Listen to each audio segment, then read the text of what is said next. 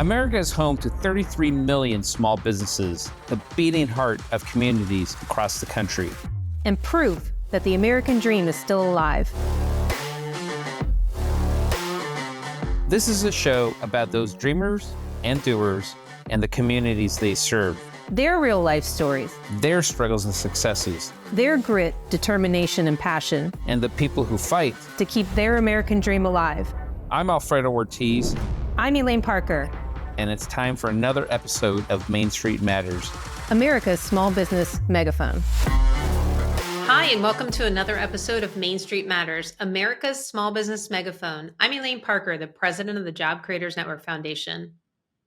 And I'm Jamie Bowers, executive producer of the Main Street Matters podcast, and also just filling in here for Alfredo Ortiz.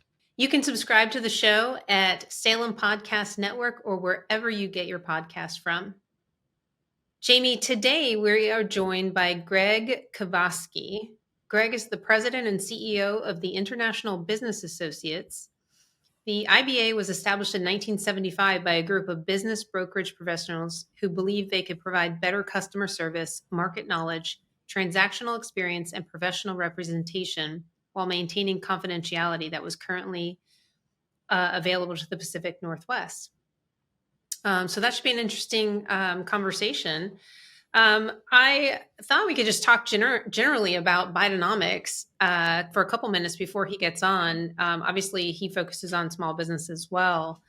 But today, the wholesale prices, the PPI, Producer Price Index, came out, still shows that prices are accelerating. It came in at 2.8%, which is it's more in line with what the Fed would want to be, about 2%. So it's moderating, but it's moderating off of already exceptionally high prices. So it's not rising as fast, but overall prices are up almost 20%.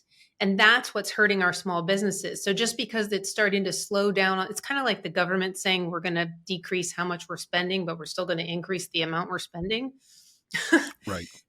It's the difference between debt and deficit. Yeah. Yeah. They like to say we've reduced the deficit and as if that is going to affect the debt. And it does affect the debt. It means it's still going up, but just not quite as fast as it was before. Yeah. And what's the analogy that Alfredo has used is with the weight gain? It's that you're still gaining weight. You're just not gaining it quite as fast. Right. Yeah. So it still hurts our small businesses, and it still puts the Fed in a position of potentially having to raise interest rates. Small businesses are now facing double-digit interest rates, making loans extremely expensive for them if they can even get them. Which our SBIQ shows that our small businesses are extremely concerned that the aggressive moves by the Fed is going to make it more difficult for them to get credit.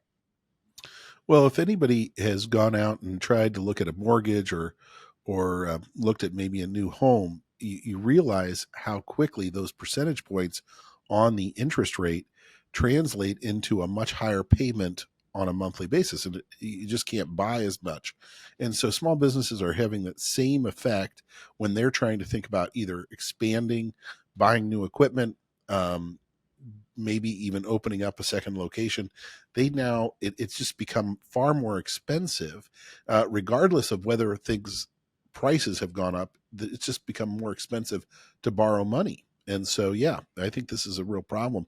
And to your point, not only are the small businesses affected by this, but consumers and families are affected by all of this, this 20% price increase. This is the base. I mean, I don't know about you, but if I take my family out to eat, it used to be something where you could go out and spend $75 and have a nice meal, kind of servers and sit down meal. But anymore, it's really hard to do for less than $100 or more if you have 4 people. Yeah. And speaking of just consumers, I mean, credit card debt is at a record level. It just hit $1 trillion. I mean, $1 trillion. And I'll tell you a side story. My daughter's at college and has a couple of roommates. One of the roommates has $14,000 in credit card debt, which her parents don't know about. Ooh, 14,000, and she's, 21 years old. I'm just curious. I mean, that's interesting. I'm surprised that, I mean, if her parents don't know, that means the credit card's probably in her name. Right. And I'm surprised that there is a credit card company out there that gave her $14,000 worth of credit, being that she's in school, doesn't have an income. She or has a job. substantial She has a income. part-time job. She works part-time. Well, yeah, but at 21, that's a lot of, you can get yourself into a lot of trouble if you have that kind of credit limit. Oh yeah. I mean, I always tell my daughter, just look at your roommate for the example of what not to do. Credit Yeah. is so dangerous for somebody in their early 20s at college with barely an income. Yeah. I mean, I don't know what the average income for a college graduate right now is, but I'm guessing it's between, $50,000 and $60,000. Trying to service $14,000 worth of credit card debt, which is probably somewhere in the 20 to 25% interest rate range, is really dangerous. I mean, she is lucky to be making the minimum payment at this point, and if she continues to do that, it'll take her 50 years to pay that off. Yeah, I have a feeling she hasn't figured all of that out yet, but she is stressed out about it. My daughter informs me. So, well, now it is time for our interview with Greg Kovsky. He is as I mentioned, the president and CEO of International Business Associates. Greg, welcome to Main Street Matters, America's small business megaphone. Thank you very much. I appreciate the opportunity. Absolutely. What is International Business Association? Tell us a little bit about it and what you do. Certainly, it's International Business Associates, commonly known as IBA. We are the oldest business brokerage firm in the Pacific Northwest. We have been selling privately held companies and family-owned businesses since 1975 in Oregon, Washington, Idaho, and Alaska. Wow. I imagine this has been a very interesting last few years with COVID and small businesses, the struggles that they've had. What has it looked like from your perspective, from the standpoint of people either selling their businesses or trying to leave whatever their job? A lot of people have kind of said, you know what, I want to be in control of my own destiny. I don't want to be working at a firm. So how have those trends, how did COVID affect your business and the selling of businesses? Sure. So it's kind of the good, the bad, and the ugly. So some sectors did really well during COVID. Home improvement, construction, fitness equipment, a variety of industries that if you were in the right place at the right time, you did very well and they benefited. COVID, changed dynamics where it got harder to get employees to come to work. So even when you had business, getting people to operate in a pre-2020 fashion was problematic. There was also some downsizing, which you touched on, that occurred. And we've always seen that our business actually tends to do well in recessionary periods in the sense that many times people in their 50s or 60s have moved up in management at companies will be replaced with two younger, harder working individuals. But if you're asked to take early retirement at 55 or laid off, you generally do not have the money to retire. Figuring an 85-year-old life expectancy or whatever number you want to pick. So many times people will buy businesses as a bridge, will work another 7-10 years when they're eligible for Social Security and then retire and sell the business. And the wonderful thing about owning a business versus a job is you can actually sell it for an equity event when you choose to retire. You cannot sell a job with an employer. Sure. Exactly. What are you seeing? We've over the last year and a half or so, we've seen the Fed take some pretty aggressive action in increasing interest rates, and making it difficult for small business owners. Our members tell us that they're having trouble getting credit, and if they can, it's extremely expensive. We're seeing interest rates rise at rates we haven't seen in 20, 25 years. It's hovering around 8%. What are you hearing from your members about getting credit to actually buy these businesses? Are you seeing some businesses have to do owner terms in selling the business? Great question and multi-layered. So, first of all, I've been doing this 29 years, and these are the highest interest rates I've experienced during that period. We do a fair number of deals with SBA loans, and they're, into two figures as interest rates commonly, which is a high cost of capital. So that is forcing more seller participation in deals commonly. Often 10 to 20% of a seller carryback subordinate to a bank to help get the deal done. And part of that is good business in an acquisition, because you don't know what the skeletons in the closet are with unpaid taxes or liabilities. And a bank or a buyer will want to have some leverage against the seller.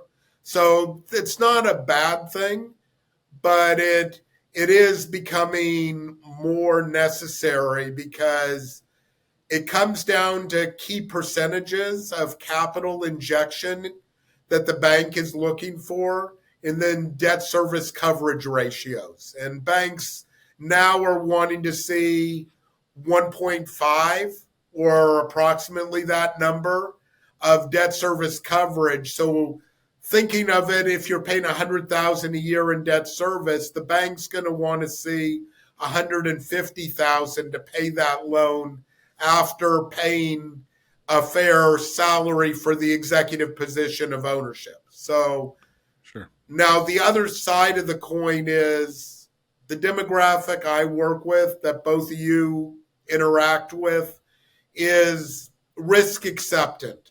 So when you look at, $1 million loan as an example, because the numbers are easy, if the loan was at 7%, that interest would be $70,000 a year, which is 100% tax deductible. At 10%, it's $100,000. So really, the delta is $30,000 more in debt service. And if they grow the business, if they can increase its value through appreciation, it just kind of goes with being an entrepreneur. I have yet to meet an entrepreneur who doesn't put more chips on the table than someone who is an employee. Yeah, I bet it's interesting from a personality standpoint. The people who want to be own a business and either are selling a business or wanting to buy a business are probably cut from the same cloth. Have you found it's an interesting personality type that you deal with? Like how does that DNA work out on the way that you structure deals?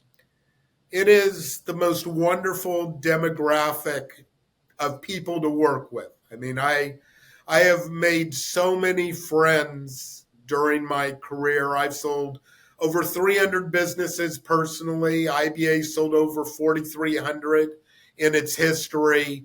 And, these are people who have lived the American dream, and they come from all different demographic groups. I've worked with first generation immigrants from Europe, from Africa, from South America.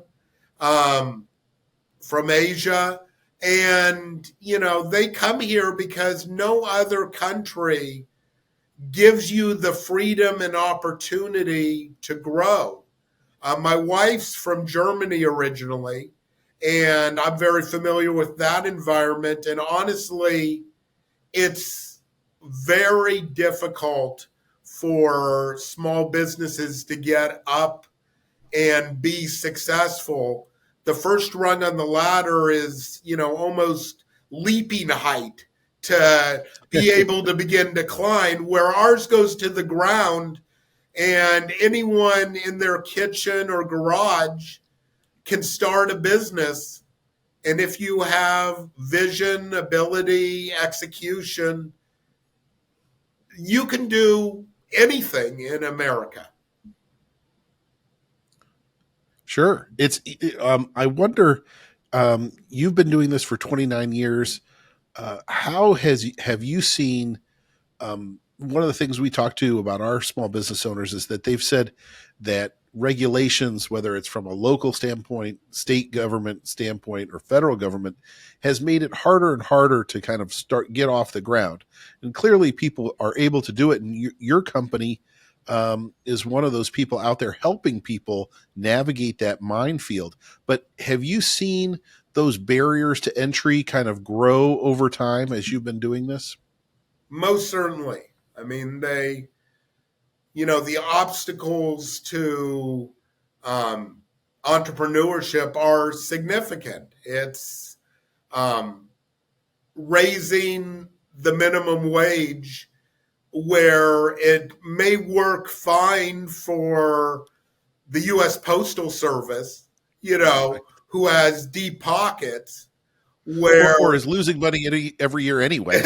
which probably speaks to, not having monetary policy that works, where if it's your neighborhood flower shop and they want to hire a high school student part-time after school, to be forced to hire him at a productive labor value versus a learning mentorship labor value is an obstacle.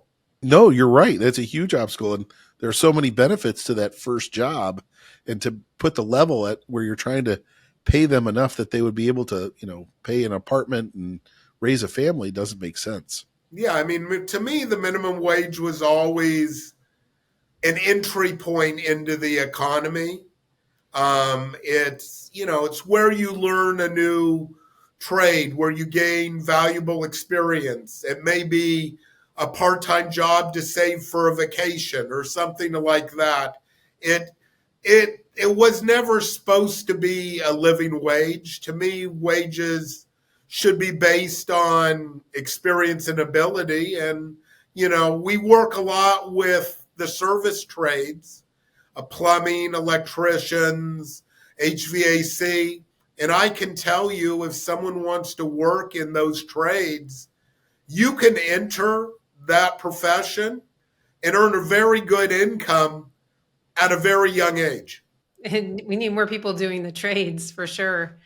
Are there particular businesses that are just based on the economic climate that are selling more right now, or particular industries that people want to buy right now? It mirrors other places in the economy. People love technology-based businesses, be it e-commerce or services. We are just bringing on a education online platform that, allows parents to supplement the education they're getting in the schools to make sure their kids are progressing at a level they want. And, the best teachers are always parents at home, and they're the ones who are going to advocate most for their kids. And so education sector is been thriving post-COVID because people are looking for additional resources to catch up their kids and make sure they are prepared for life? Sure. It's interesting. Speaking of education, clearly you're dealing with people who are trying to start a business. They're trying to be entrepreneurs, or they've kind of come to the end of the entrepreneurial path for themselves and they're trying to sell it. One of the things that I've often thought was that our high schools don't teach enough about financial literacy or enough about entrepreneurship to kind of prepare people and give them a good basis for how would you start your own business.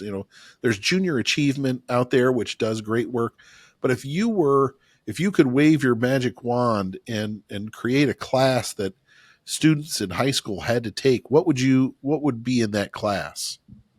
Well, I think when we went to school, we were required to take personal finance. At least I was. So, managing a personal budget is the start, realizing that you have limited, capital to do something. And then I believe sales cures all ills. So learning to speak publicly and sell yourself, make a persuasive argument. It doesn't matter whether you're in the private sector with your own business or working for someone or working in a publicly traded company. You need to be able to articulate in writing, verbally, effectively. And some of those basic skill sets are fundamental for success. You also, it looks like, help people buy franchises. So what have you noticed about the franchise community? One of the things, Job Creators Network has often done battle with the NLRB and some of their efforts to make franchisees and franchisors joint employers, which would kind of increase liability, make it harder to get a franchise. How have you seen franchises be a vehicle for people to start their own business? Thank you. IBA is unique as a business brokerage firm in that we also have a franchise brokerage division. And the reason we added that element is many times people want to own a business in their community. And if you're waiting for a business to come on the market in your small town, it could be years. And the beauty of a franchise is you can pick an industry you like and bring it to where you want, versus buying an existing business. You generally need to go to where it's located. So we added that division to help problem solve that element. We can't order inventory. In our marketplace, throughout the history I've been involved with IBA, there has always been more buyers than sellers because the sellers are making money doing what they enjoy. There's no urgency to sell unless a life event happens. They want to retire. They have a health issue. Something happens. So those individuals limit the supply, so franchises enhance it. And franchises actually offer a good middle ground opportunity to a first-time entrepreneur or someone leaving the corporate world who wants some sort of infrastructure and support.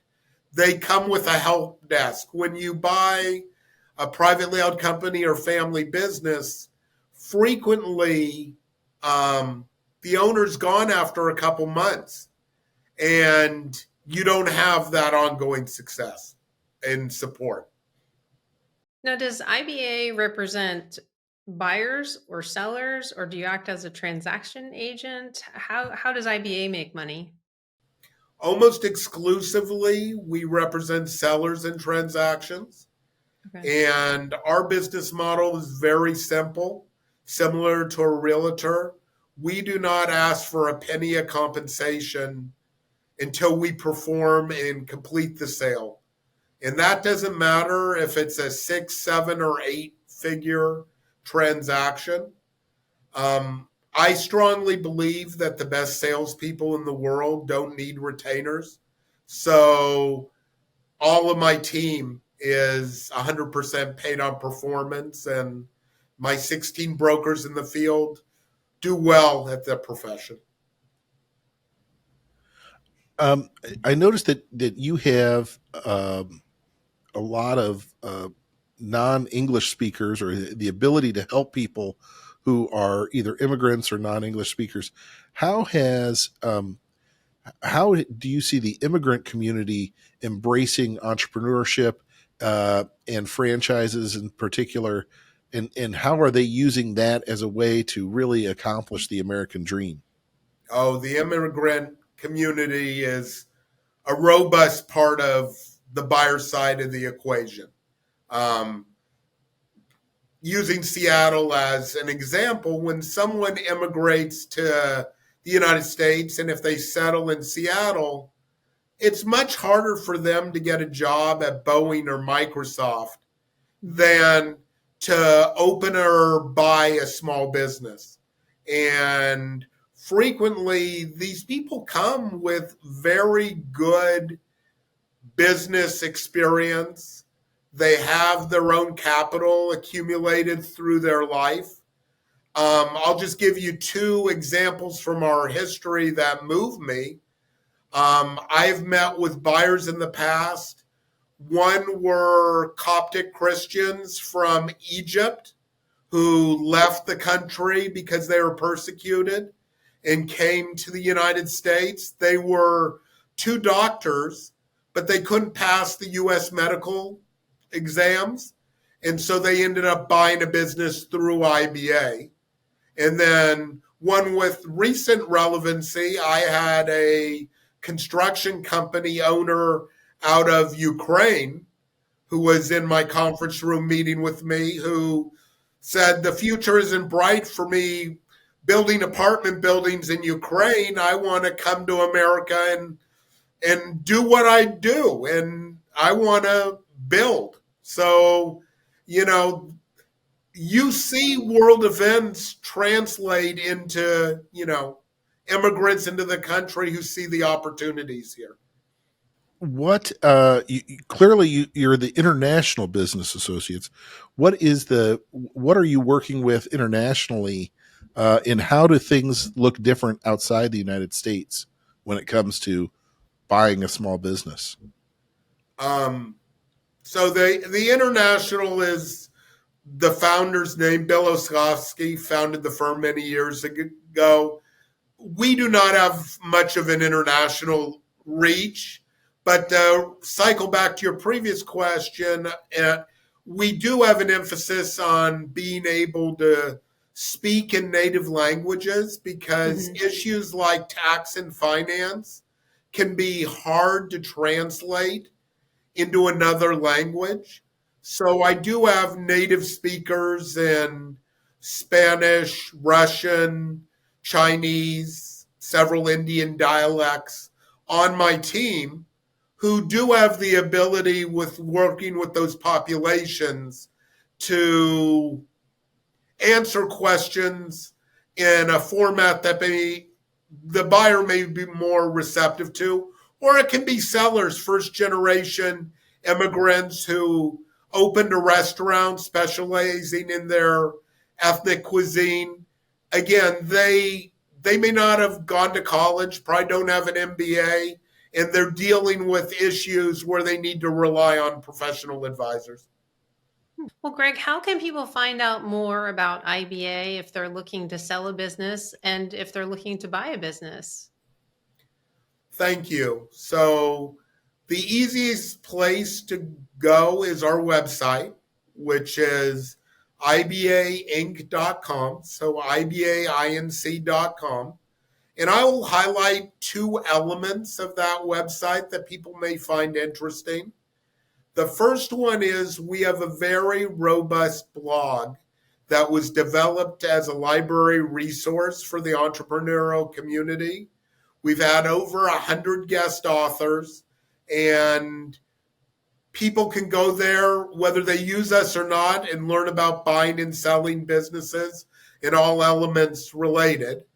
And then the other thing which I'm proud of to tell stories is we have a couple of authors who tell the stories of our clients from starting a business to sale in what we call the American Dream Achieve series. And you can read those stories. And our goal is to show the broad demographics of entrepreneurs in America, be it male, female, be it different ethnic heritage, be it different industries. Because when people think about entrepreneurship, many think about restaurants. And there are so many other colors to entrepreneurship. And people do not think as broad as exists. To give you an idea, the last 3 deals I was personally involved in, one was a chain of hunting and fishing stores. The second was a geothermal energy company. And the third did communications, data, video for correctional facilities. That's a diverse group. That is a really diverse group. And that's a day in the life every year here at IBA, is that we always are approached by businesses that we never even thought existed. But there are so many needs in society. I mean, just think of yourself. You have types of products you like, types of food you like, services you need. You know, Jamie, you and I probably have never had a manicure. I would suspect that's a service that at least once in her life, Elaine has taken part of. So, you know, just at a very basic level, that shows half of the population is inclined to one service and half is not. Well, I know for a fact that Elaine gets mani-pedis all the time. So all the time. all the time, you know. So yes. I recently learned of a new business, a niche business that I'm not sure I could see it being sold, but maybe you have some input on it, and just that I find it interesting. So I'm in Florida, and in South Florida, when it gets very cold, the iguanas fall out of the trees because they can't stand the cold, obviously. And so in South Florida, we have these falling iguanas. And so I recently came upon a business that was created by a student out of one of the South Florida schools, college student, to clean up those iguanas, those falling iguanas, which then stemmed into creating iguana meat products. Ooh, nice. Complete niche business. He has no competition, but there's a great need for it down in South Florida. No, that is entrepreneurship. He's addressing a need, and you know, if you get enough customers, it can be limited to South Florida and create a great lifestyle. Yeah. Yeah. I love that. I mean, we've dealt with businesses where people go to people's houses to scoop their dog droppings in the backyard. So not far off, but you know, certain people will delegate and hire services, you know, a once a week route where they go around with multiple trucks and do that. If you have the extra money and the desire to hire someone will generally backfill the need. Yeah. Yeah. I used to see a little school bus going through the neighborhood here, and it was not to pick up children. It was to pick up dogs to go to doggy daycare. So the people didn't even want to take their dogs Yes. to the doggy daycare. So they could not only afford doggy daycare, but they could afford to have their dogs picked up and brought home. And that actually cycles back to where we talked earlier about industries. A lot of people got COVID pets. So that industry is actually doing quite well right now, the pet industry and all its ancillary forms. Yeah. Yeah, all the products for pets too, like skincare and things like that. I've come across some interesting products. Well, what is your website again, Greg? Give it to our listeners one more time. It's ibainc.com. So ibainc.com. Excellent. Well, Greg, thank you so much for taking the time to join us on Main Street Matters, America's small business megaphone. And thank you all for taking the time to listen. You can subscribe to the show at salempodcastnetwork.com or wherever you get your podcast from.